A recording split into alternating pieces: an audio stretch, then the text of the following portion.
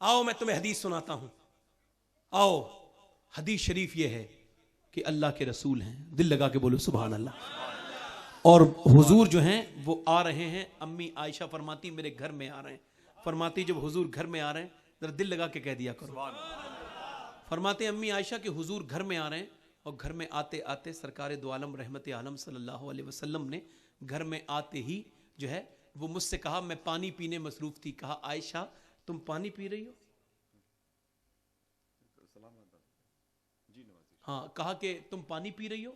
कहा तो थोड़ा छोड़ देना। अल्लाह अल्लाह अल्लाह, जोर से बोलो, जरा जोर से बोलो। हुजूर फरमाने आयशा पानी पी रही, थोड़ा छोड़ देना, सब ना पी लेना।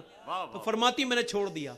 फरमाती हुजूर ने मेरे वाले प्याले को अपने हाथ में ले लिया, अपने दस्ते पाक में ले लिया और कहा आयशा जब तुम पानी पी रही थी तो तुमने अपने होठ कहाँ रखे थे? यूं भी मियाँ बीबी का रिश्ता तो बहुत क्लोज होता है, होठ कहाँ रखे थे? फरमाती मैंने बता दिया यहाँ रखे थे। तो फरमाती हैं कि हुजूर ने फिर अब मेरे होठों के निशान पर अपने होठ रखे और पानी पीना शुरू कर दिया। फरमाती अम्मी आयशा जब मैं बीमार होती थी तो हुजूर मेरी तीमारदारी करते थे, मैं बीमार होती थी मेरे काम में मदद करते थे। फरमाती हैं अम्मी आयशा कि जब मैं रूठ जाती थी हुजूर मुझे मनाते थे। आए है खुदा की रजा चाहते हैं दो आलम, खुदा चाहता है रजाए मोहम्मद, और मोहम्मद अपनी बीवी को मना रहे हैं। सुभान अल्लाह, ये इतना नाज, इतना प्यारा रिश्ता मेरे नबी फरमाते हैं अम्मी आयशा से। जब अम्मी आयशा फरमाती जब मैं दस्तरखान पे होती थी और जब मैं दस्तरखान पे होने के बाद जब मैं बोटी को चूस के नीचे रख देती थी तो हुजूर दस्तरखान पे से उठाते और चूस के इरशाद फरमाते आयशा तुमसे सही करके जो है वो सही करके तुमसे हड्डी चूसनी भी नहीं आई। फरमाते फिर उसी हड्डी को चूसते थे। फरमाती हैं कि मेरे घर में काम में मदद कर देते थे, मैं बीमार हो जाती थी हुजूर मेरे काम में मदद कर देते। मेरी जब शादी होके आई थी तो मैं काम करना नहीं जानती थी, हुजूर मुझे काम करना सिखवाते थे। अब जरा गौर करो, कोई अगर तुमसे ये कहे ना कि बेटी से बीबी से मोहब्बत करना या बीबी की बात मानना या बीबी का झूठा पीना या बीबी के काम में मदद कर देना या बीबी के बीमार होने पर या बीबी के नाराज होने पर उसे मनाना, ये जोरू के गुलाम का तरीका है। कहना ये गुलामों का नहीं, ये नबियों के इमाम का तरीका है। पैगंबर इस्लाम सरकार ने फरमाया जिसकी अपनी बीबी से ना बने। सुन रहे हैं आप क्या कि कोई मौलाना ताबीज नहीं दे रहा है, मेरे नबी तरीका बता रहे हैं। जोर से बोलो सुभान अल्लाह यार।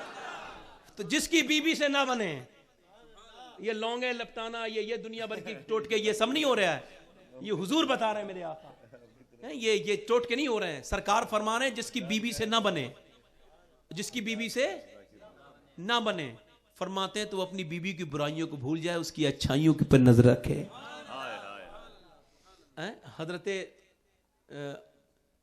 हजरत सैयदना अबू ज़र गफ्फारी कहते हैं कि हुजूर ने एक दिन मुझसे कहा कि अबू ज़र अपनी बुराइयों को इस कदर देखो कि तुम्हारी नजर ना उठे दूसरे की बुराई देखने पर।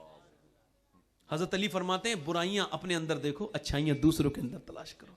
एक साहब कह रहे थे वो मेरी बीबी के अंदर तो कोई अच्छाई नहीं। मैंने कहा उन्होंने शादी की आपसे, आपके बच्चों को उन्होंने विलादत हुई उनके यहाँ, और फिर उसके बाद उन्होंने दूध पिलाया, आपके पीछे आपका घर का ख्याल रखती है, आपका सर दबाती है, आपको खाना खिलाती है, आपके पीछे आपके घर का ख्याल रखती है। इतनी सस्ती तो तुम्हें नौकरानी भी नहीं मिलेगी। क्या कहना, वाह वाह वाह। एक औरत के अंदर कितनी कुर्बानी की आदत होती है, जरा गौर तो करें। आदत क्यों नहीं होगी? इस औरत की सरदार कौन है? इन औरतों की सरदारा कौन है? हजरत अली फरमाते हैं फातिमा। फातिमा नहीं है, फातिमा तो एक फूल है जिसकी खुशबू जमाने में है। इससे बड़ी तारीफ कर लेगा कोई क्या? जिसकी खुशबू जमाने में है। मौलाए कायनात फरमाते हैं कि मैंने फातिमा की तरह कभी किसी को नहीं देखा। फरमाते हैं कि एक दिन मैं घर में आया, ये रिवायत है, तो मैंने दरवाजे पे दस्तक दी तो मैंने कहा कि फातिमा ने दरवाज़ा खोला और मुझे मुस्कुरा के सलाम करना तो उनकी आदत में शामिल था। खाना मुझे आते ही मुझे पानी पेश किया। मैंने कहा मुझे फातिमा प्यास तो नहीं लगी है, भूख लग रही है, जल्दी से खाना लाओ। कहती बस मुझे तो बिठाल दिया और खुद अंदर चली गई, ये ना कहा खाना ला रही हूँ। कहते जब अंदर गई मैंने आवाज़ दिया लाई नहीं। जब मुझे बहुत भूख लगी, मैं जब अंदर गया तो देखा एक कोने में बैठ के दोनों आलम के मालिक और मुख्तार की बेटी की आंखें भीग गई हैं। मैं करीब जाके कहता हूँ फातिमा क्या हो गया, सिसक क्यों रही हो, चेहरा भी पीला जर्द हो रहा है।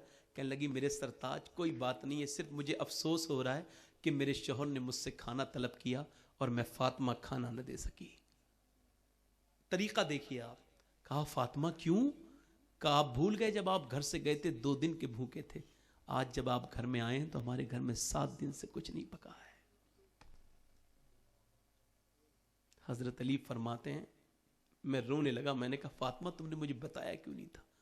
फरमाते जवाब ये दिया था कि मेरे सरताज जब मेरे अब्बा ने मुझे रुखसत किया था तो फरमा दिया था फातिमा आज तो रुखसत कर रहा हूं, मगर अली से वो मत मांगना जो उनके पास मौजूद ना हो, और कयामत के दिन इस हाल में मुझसे मिलना कि तुम्हारा शौहर अली तुमसे राजी हो जाए। जब हजरत अली आ जाते थे तो खाना खिलाने के बाद खाना खाती थी। ये किसी गांव वाली औरत का तरीका नहीं है, मदीने की सैयदा फातिमा का तरीका है। ये जो कहते हैं ना ये मोहब्बत है, इससे मोहब्बत बढ़ती है आगे। अल्लाह ताला बाहमी मोहब्बत पैदा फरमाए। है तो बीबी कोई पैरों की धोबन नहीं होती है, औरत तो हर शक्ल में नेमत ही नेमत है अल्लाह की। अगर औरत माँ है तो फिर बेटे के लिए जन्नत है, और अगर बेटी है, अगर बेटी माँ है तो बेटे के लिए जन्नत है, बीबी है तो फिर शौहर के लिए जन्नत है, और अगर वो बीबी है, अगर वो माँ है तो बेटे के लिए जन्नत है, और अगर बेटी है तो बाप के लिए जन्नत है। वो तो हर सूरत में जन्नत है, क्योंकि वो कनीज़े खातून जन्नत है, इस वजह से वो जन्नत है।